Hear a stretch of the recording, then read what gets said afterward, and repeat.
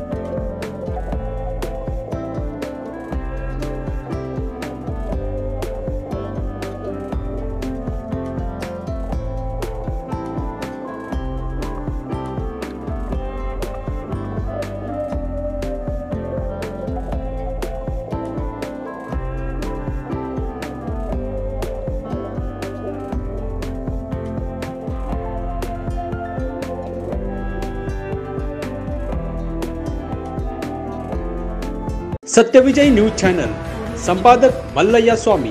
या चॅनलला लाईक करा, शेअर करा, सबस्क्राइब करा।